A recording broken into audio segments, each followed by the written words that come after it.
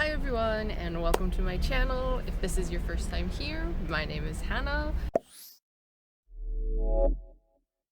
I'm trying to film outside today for once. I know traffic's a bit loud, but I kind of wanted to experiment with it a bit since it's such a nice sunny day out here. Today is the start of another reading vlog. It is March 1st and I actually chose this read based on Books and Lala's Literally Dead book club. Their choice for March is House of Leaves by Mark Z. Danielewski, I believe is how you pronounce the last name. I'm not really sure there. This is actually a book that I have been wanting to read for over a decade. When I was like 17, my boyfriend at the time was actually trying to read this very same edition, and he never finished it, but I've always been intrigued by it. I've always known that there are pages where the text is like, there's minimal text, there is like sideways text and pages like this. So it's just going to be a really bizarre book, and as you can see, it's pretty hefty, but I think there's some blank pages even in this, so I'm not really sure how reading it is actually going to be as far as pacing. So I've never read the description of it either. All I know really is that I think it's about some guy that moves into a house and then crazy stuff starts happening and Ori is eating the fence. Hey, you know better. Don't do that. Don't do that. Sunshine boyo. This is really heavy to hold up, so I'm not going to do it very much. This is a horror novel, and it was published in 2000, I believe, originally. So it's a pretty old book by now. I know some people consider this a masterpiece, while others just think it belongs in the trash. So I'm very excited to start it, and as a lover of horror, see where I fall on the spectrum of enjoyment with this book. So let's get into it. I'm really excited.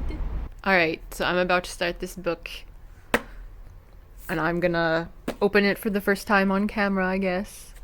God, I haven't looked through this book in years. I just recently purchased this, though, so this is completely new, one of the rare times I actually buy a book. Alright. Am I even gonna be able to keep this open with one hand? Alright, there's a description that I'm not going to read, because I want to go into this as blind as possible.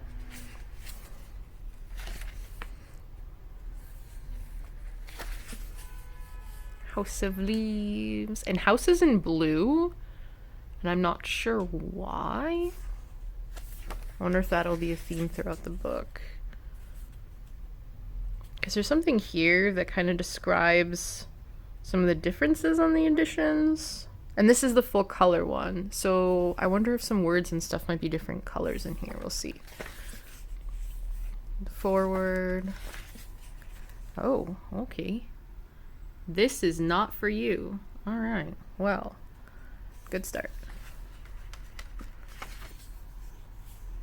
The introduction, and okay, that is an interesting font. Oh, I see the word house is in blue again. Okay. Well, this already definitely seems like it's going to be an interesting read. Wow, I really hope it doesn't. Is it? Oh, no, okay. Well, there's chapter 1. I'm not sure if the introduction is part of the book or not, but I'm going to start with the introduction. So, let's get into this. Alright, so I'm already back after just being in the third paragraph. My hair is wet from taking a shower, so it's still all messed up. But I wanted to read this sentence out loud. Alright. It says, I'd been in the throes of looking for an apartment after a little difficulty with a landlord who woke up one morning convinced he was Charles de Gaulle. I just thought that was funny because I actually live on a road called Avenue Charles de Gaulle. So, yeah. Just the similarities and stuff, I just thought was funny. You might be able to hear my chinchillas eating apple sticks in the background, so sorry for that. It's now nighttime here, and I've read the introduction and the first few chapters of House of Leaves, and what have I gotten myself into? Oh my god. I'm not going to hold up the book or anything because it's just too heavy. It's kind of annoying enough to read because of the size of it. I have no idea how to describe this book. So, the introduction is very necessary to read, I would say. The whole intro is pretty much about this guy. He's definitely like talking to the reader, and he's talking about how there was this old guy who lived in the apartment building of his friend, who every morning and night would walk around in the courtyard. And one day he wasn't doing his walks, and when they checked, he had passed away. Apparently the apartment stays like empty for a while, and this guy and his friend end up going in the apartments and finding out that this dude wrote like this huge kind of essay type thing on this documentary that doesn't actually exist. And it talks about how it references like a lot of books that don't exist, people that don't exist, but everything is presented as if it really happened. And I guess the guy was writing on like everything that he could get his hands on, and it seemed like it was an obsessive thing. Like there's scribbles and rewrites and stuff like all over. And the guy is pretty much also like, I should have turned away, I shouldn't have like gotten myself into this. And then it kind of stops there and goes into chapter 1, which is the start of this huge essay thing that this old guy wrote. Like, I don't know. This fake documentary that's being written about really reminds me of the Amityville Horror, where it's like this family that moves in and everything is calm, and it's just like video of them living their normal lives at first, and then things slowly start to change, I guess. We haven't gotten into anything spooky that's happened. There's been a lot of allusion to it, but nothing has straight up said what it is yet. So I guess this old guy just kind of analyzed this documentary and the people surrounding it. I'm not too sure. It is interesting, but it's so strange in how it's presented. But I guess in that way it also reminds me of Paranormal Activity. Well, this came before that, so I guess it would be the other way around, where it's a work of fiction, but it's presented as real. But it's kind of like Inception, where there's like fiction within a fiction that's being presented as real. I don't know. It's gonna be a weird ride, that's for sure. Oh man, it is now Tuesday, but it feels like Wednesday, and all the days are just always mixed up, and I hate it. So I'm about 50 pages into this. I'm in the middle of chapter 5, I think it is. I have no idea what is happening in this book. The first 4 chapters were pretty like they followed one after another like a normal kind of story would a bit. But now this next chapter that I'm currently reading is just all about echoes and like the science behind them, and it's a bit odd and I don't really understand the significance of it. I was correct about the color with the word house. Every time the word house is mentioned, it is blue. That's the only color difference with like any words or anything that I've run into so far. It seems like the beginning is probably the most straightforward part of the book, the most normal, and then it slowly kind of goes off the rails and goes into, it looks like it'll go into like the weird formatting and all the other craziness that this book is known for. So pretty much how this seems to be set up is the guy from the introduction that found this like scientific paper written by this old guy. He's pretty much going through it, adding more footnotes that the old man did not have, and in turn he's also kind of writing his own story in the footnotes. So there's some pages where it's kind of completely taken over by what this guy is writing in the footnotes. They do change the fonts, so you know what is the old guy's writing and what is this new guy's writing, which the introduction is in a different font than what you would normally see in a book, and that's the font that is then used in the footnotes that are written by the same man. So I'm glad it did that, otherwise I would have no idea. It would be even more confused. As I was reading the first few chapters, I can definitely see how this would feel unsettling to people. I actually had a haunted house dream last night, but that's pretty common for me, so I really can't say if that was brought on by this book or just me, really. So, like I said before, this book is really heavy, so it's a bit of a pain in the butt to read.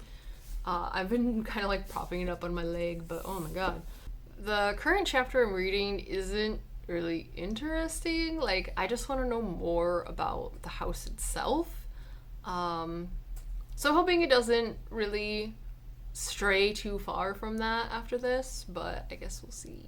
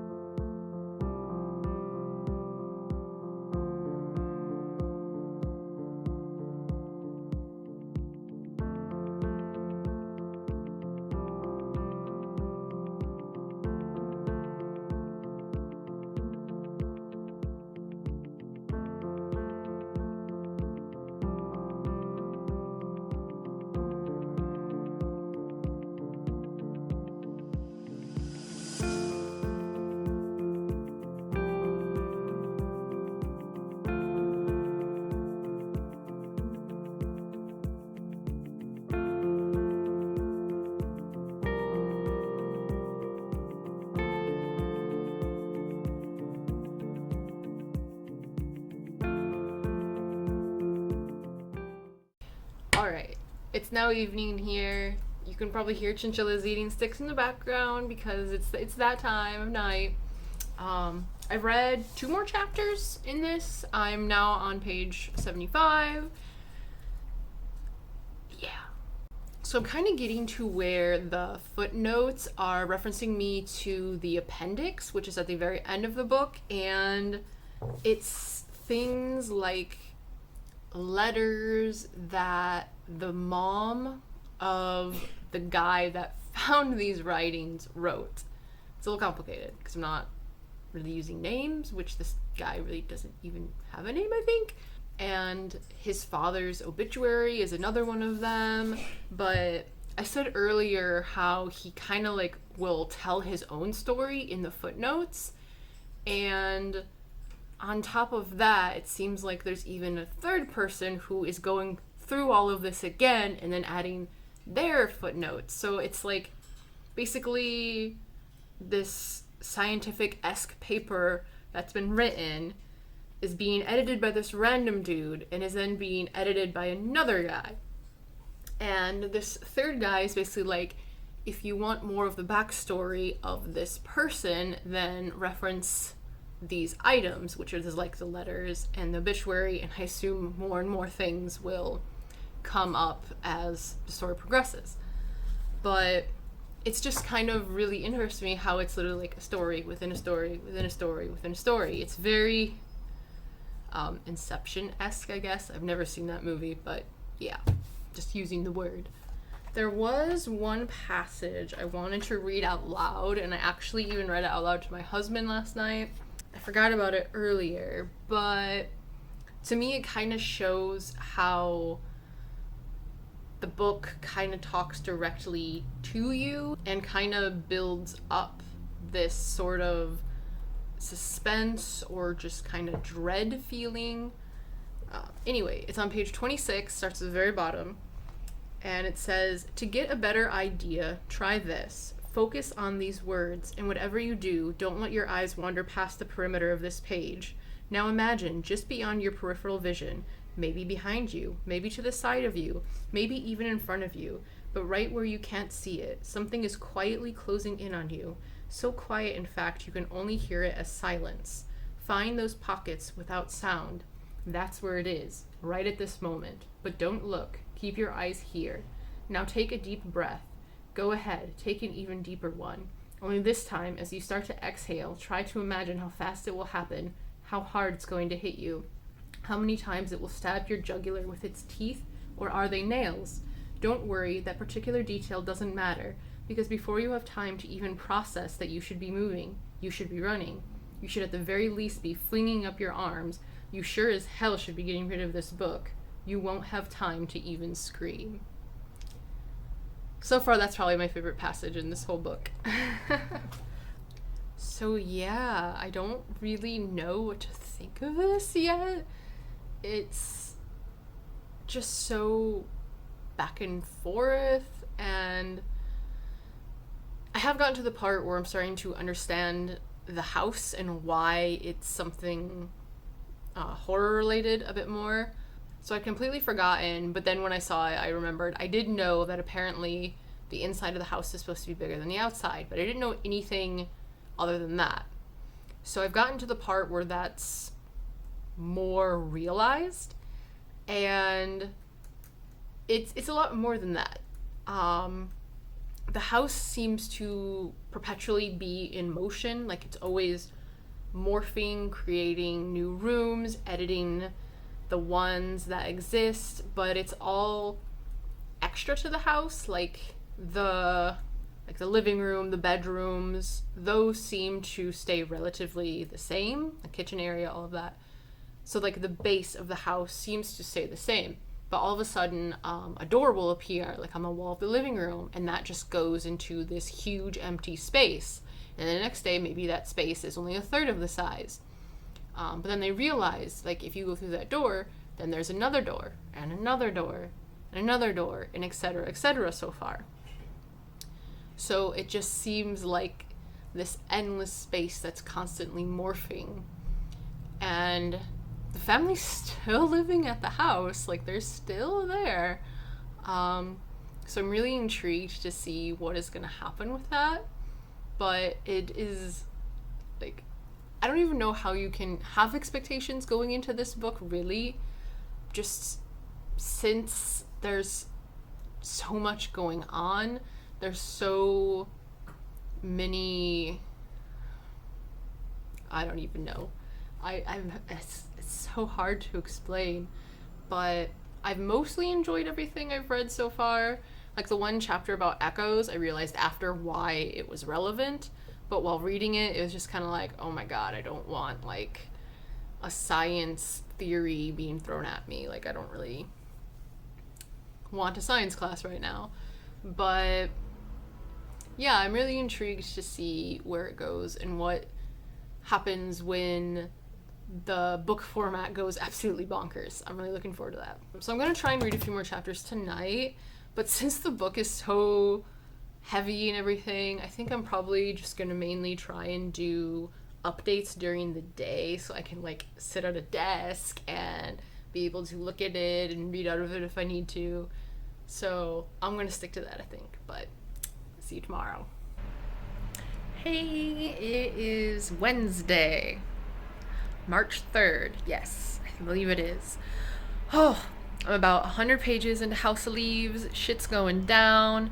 They're exploring deeper into the house. The guy editing the story seems to be going bonkers, and yeah, it's just all coming to a head a bit, I think. I'm getting closer and closer to where the format of the book just really goes off the walls, so I'm still really excited to hit that. But also,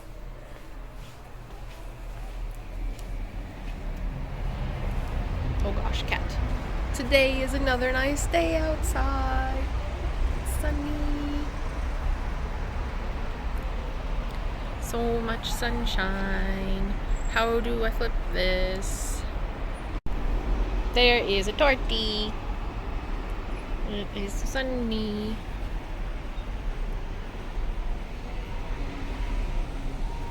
There is the husband. Hey, Dorothy. Oh, are you gonna hide? Are you gonna hide or roll on rocks? Oh, she roll on rocks. Roll, roll, roll. Roll, roll, roll. Oh my goodness. Oh. We got tortitude. We got tortitude. Yeah. So yeah, it's like, it definitely feels like spring, but it's not gonna stay like this. Tomorrow it's gonna rain and get colder, and we're gonna be back in the 40s. Today the high is supposed to be like 65 or something like that, so just kind of gonna enjoy this while it lasts, while reading a really creepy, messed up book. I'm not feeling well today, so don't mind how I look or anything. Today is Thursday. That was really loud, wow. No, but I didn't want to be in the thing. Yeah, I don't feel well. I'm in bed. I'm reading this book more, and I'm getting to parts where in the main story, it's getting interesting to read. It's getting a bit messed up. I'm going to show you. All right. So, what page is this? 120. Okay. So when I first looked at this, I'm like, oh, okay, cool. The format is changing a little bit. And it's a little more than that. This whole thing here is upside down. Over here, the text is reversed, but it's also the same text as what's in the box of the previous page here. So I'm not sure why that's there twice. And is that... Also, this box seems to be a continuation of this box, except it's not reversed. And that's all I've noticed so far, but this is literally just a freaking list of names, so that's a thing. Also, I almost didn't see this, because it's like right in the spine almost, where it says see Exhibit 1, so I'll go to that in a bit.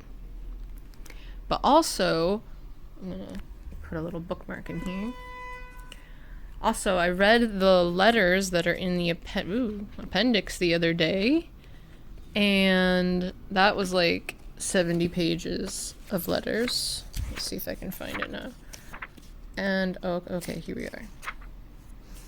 And those are also pretty bonkers.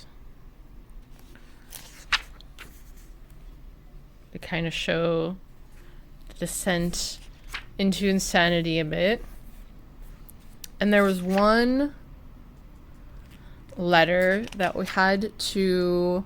I think it's this one. You had to take the first letter of every word to decode the letter and what it actually means. So it's been kind of stuff like that. But this was just the appendix part where it tells me like to go back there and read that and whatnot. Where this is like the actual main story. So I'm assuming it just kind of gets more and more crazy from here. So we'll see. So I've read like 30 pages more, I think it's been. It's really hard to kind of gauge how far I am in the story just based on the page number, because I've read a bunch of the appendixes and stuff like that, or a bunch of the appendix entries, I should say, and other bits like that from the back of the book. So I think I've read like 100+ pages more than what like page number I'm on. So that feels a little weird in like my accomplishment of reading, if that makes sense. So I'm gonna add some names to the mix because I haven't really said the names of any of the characters yet. When I was talking about how, like, in the introduction, there's this old man who lives in this apartment that died. His name, the only name they can find for him, is Zampano. I'm not sure if I'm saying that right, but that's kind of how it's spelled. And the guy that found all these papers in Zampano's apartment and is now going through them and, like, editing them and doing more footnotes and stuff, his name is Johnny. And then there's a third person that seems to be going through all of this again, and very occasionally adds like an extra footnote or translation or something. It just says like Ed after the footnote, so I don't know if that means like editor or if it's that's actually their name. So that third person, there's absolutely like no info about him or anything like that. It's not relevant. This is mainly about Zampano and Johnny, or Zampano's writing, I should say. Two of the appendixes in the back. The first one is more information about Zampano, and the second one is more information about Johnny.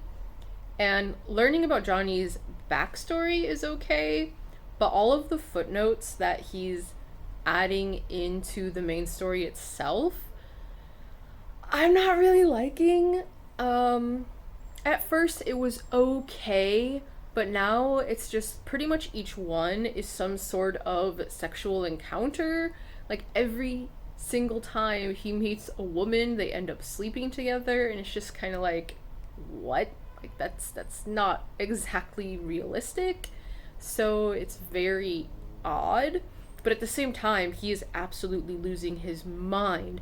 So those scenes are interesting in that aspect, but it's just kind of like, yeah, I don't really care about the other stuff. So it's a little bit frustrating because I'm liking the story about the house itself. I'm liking hearing about his delusions, it seems like, and his fears, and kind of how it's getting more amped up. And I don't understand if he's actually imagining the encounters or not either, because I just don't see how every single woman he meets would want to sleep with him. Like, and then sometimes it's immediate, so it really doesn't make sense at all. So that's taking me out of the story a bit, but I've gotten through some of the pieces where the format kind of goes absolutely bonkers, and is more okay than I thought it was going to be, because they were more just lists of things, and so I kind of just kept my eye on what those were and if anything changed, instead of actually like reading every single word in the lists. And that's about it. There's more substance. Ew, wow, I really can't talk. There's more substance to the horror part of the house now. So it seems like the chapter that I'm starting on, chapter 10, it seems like that's kind of going to go more into the house, where we just kind of had more of a break with Johnny. So I'm intrigued to see what happens in the dark depths of the house.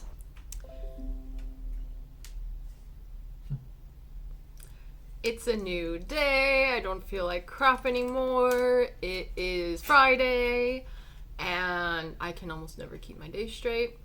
I haven't lint rolled my shirt or anything, and I took a shower this morning, so my hair is wet, but it's vlogging, so none of that matters. Sorry about yesterday, though. I really didn't feel good for most of the day, so I spent a good chunk of it just in bed reading. So I'm pretty sure I'm over halfway done with this book now, actually. I enjoyed a lot of what I read, besides the Johnny parts. His are just weird. Like, besides the moments of madness, I just don't really care for his story too much, so I'm not sure if that'll change at all. However, I did get to more of the format changes of the book. For example, I've gone through this part where text is like sideways, reversed, crossed out, upside down. So there's kind of all sorts of stuff going on there.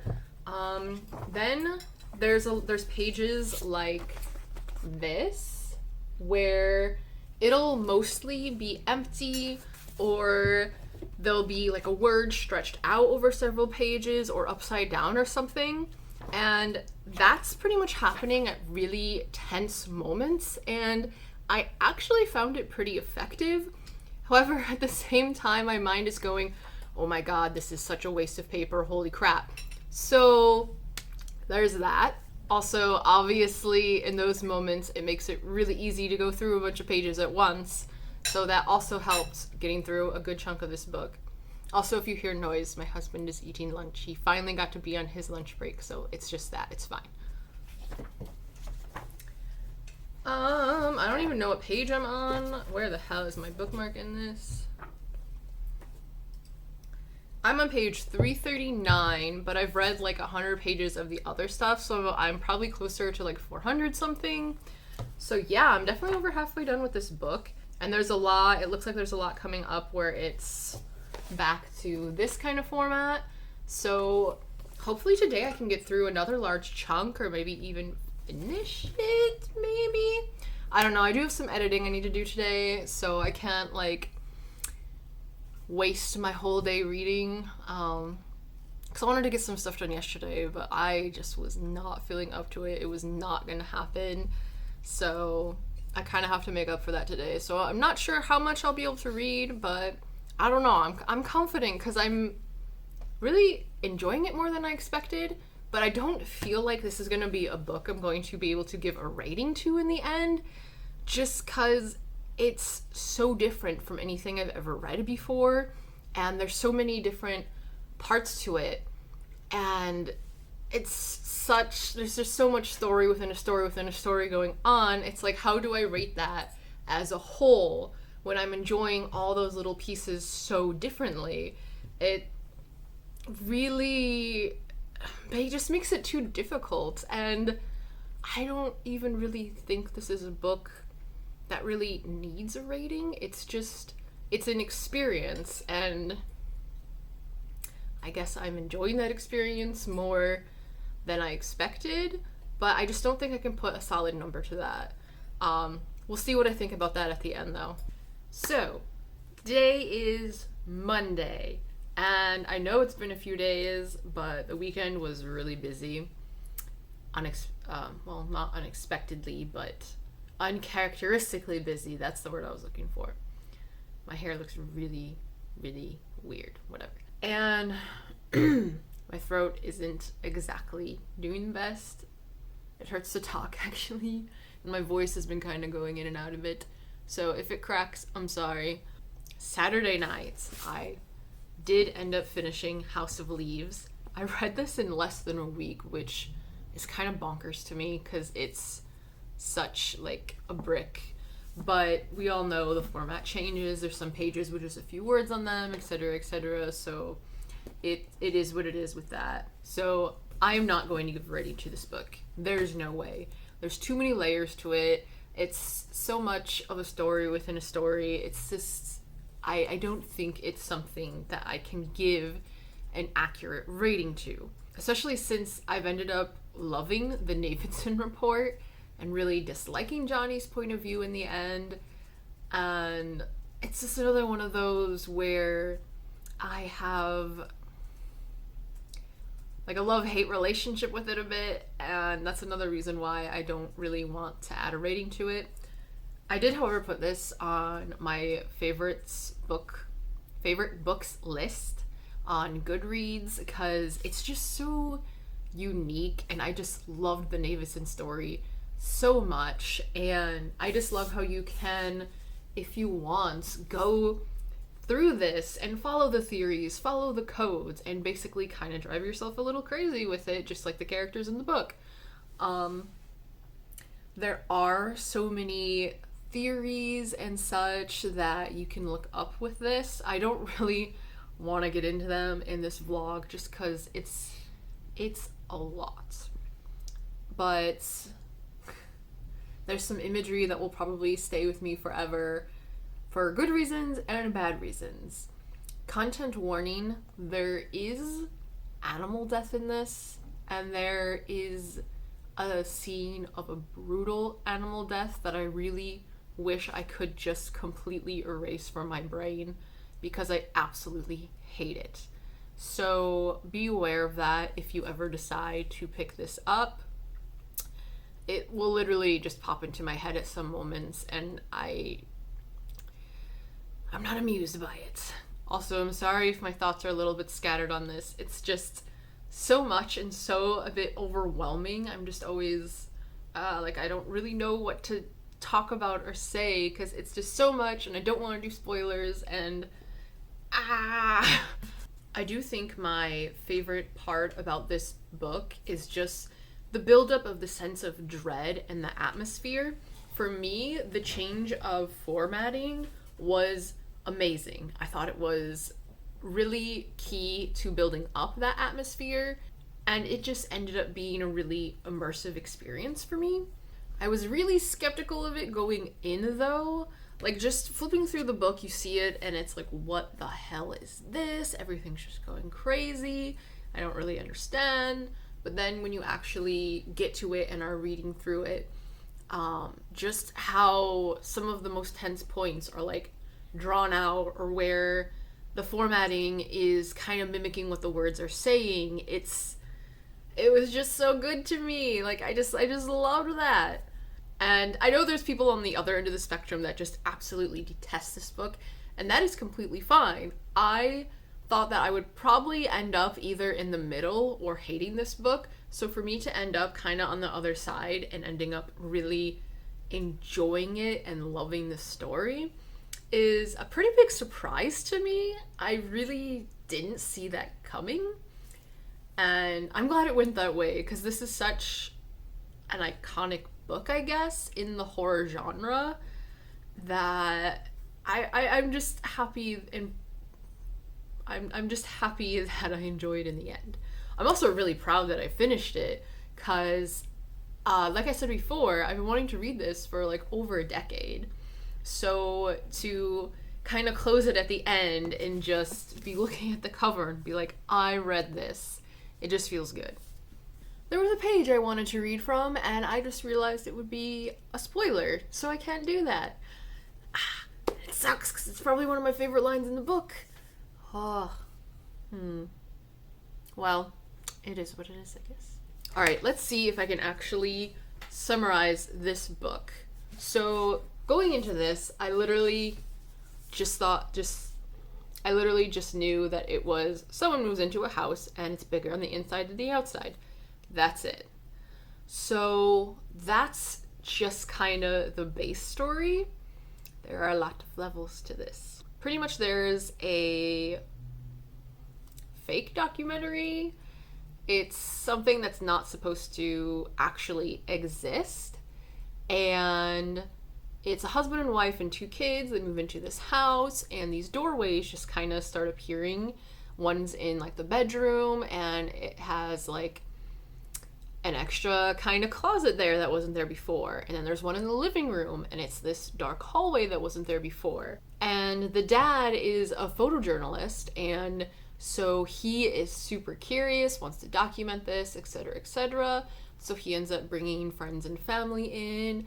They explore this hallway, which turns out there's more doors, there's more hallways, they even find a staircase, and everything just kind of escalates from there into this crazier and crazier story, and it gets psychological, it gets just really like anxiety inducing, and you can just feel that dread. So things go batshit crazy with them. Then there is the additional story of Johnny, and he's kind of chiming in throughout this Davidson record, this documentary, in all the footnotes, because he's going through the papers of the story and kind of rewriting them, I guess, and he's adding his own footnotes that maybe the previous person didn't write or didn't get to, or just his own thoughts and experiences that relate to whatever's happening. And he also just randomly goes on tangents. At first it was kind of okay, but then you don't really understand what he's saying anymore, and it definitely shows like his descent into madness. But there's a bit more to it to that, and I don't really like it, and I don't find him to really be a believable character. So there's kind of his story in the footnotes of this other story. And mixed in with all of that is also the appendixes and some other information that's in the very back of the book, where you'll just kind of see a footnote that says like refer to Appendix C or Appendix 2D or things like that. And so then you go to those, and there's more backstories to have more information that you will see bits and pieces of in the main story. So it's a lot of back and forth. It's a lot of delving into people's psyche, I guess, and I guess that's kind of my little summary explanation of what to expect in this book. It's really hard to say much without giving spoilers, though. But it's just bonkers, and it's an experience. Like, it's probably my favorite experience reading a book ever. One thing I think is interesting, how you as a reader can kind of become some of the characters in the book by obsessing over the symbolism, the code, and things of that nature in this book. Like, there's so much you can go online and read about or theorize about, and as some of the characters in the book do, you yourself can kind of just put way too much of yourself in this story and trying to decode it. And for me, I looked up a few little things. I wanted to see a few theories of what people thought, but I'm kind of just gonna leave it as it is. I'm not gonna delve any deeper because I don't like I want to remember the experience for what it was as I read it. Like, that was an experience for me, and I just kind of want that to be the end. I don't want to go back and try to see these deeper meanings of the symbolism or anything like that, because it's already kind of crazy in my head thinking about this book, and I don't really want to add to that. I think it'd be a bit much, and I'm okay with just kind of leaving it how it is, if that makes sense. But yeah, that's one thing I find interesting, is how you can invest so much of your time into the book after you're done. And it's kind of like a life imitating art kind of thing. Well, I guess that's it. I finished the book, and I sound so incoherent, like, talking about this. Like, I feel like I just repeated myself throughout this whole reading vlog, and yeah, it's just complicated, I guess. Oh, noise.